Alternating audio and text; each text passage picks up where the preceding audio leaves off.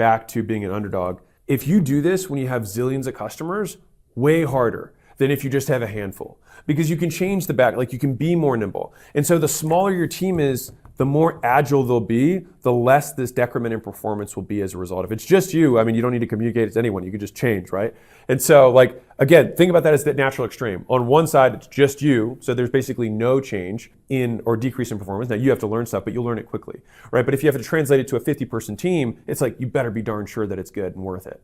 And so this is another advantage that you have of being smaller. So nail it first so that you're not going to have to change this later because it's going to be costly. And so the third big reason that there's a huge advantage of being an underdog is that your competition changes over time. Let me kind of break this down for you. So in the beginning, the big competition, you can maybe make the argument this one's always there, right, is you.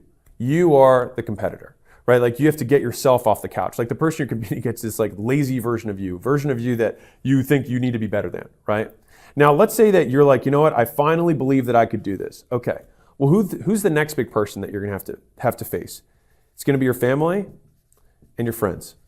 Because now some of you guys have amazingly supportive friends and family, and I am so grateful for you. But for everybody else, a lot of those people aren't gonna believe you. They're not gonna believe in you, they're not gonna believe you, they're not gonna believe in your idea.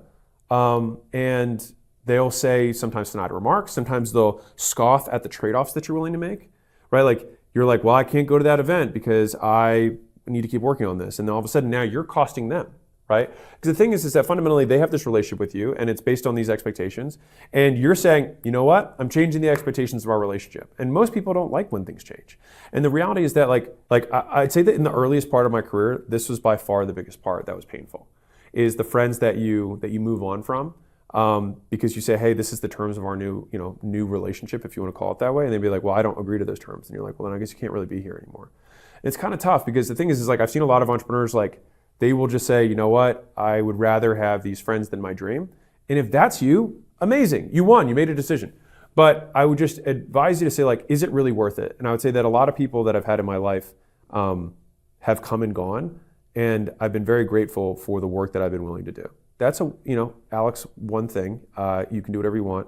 And I don't know anything. I do have 3 cameras though. So, just saying.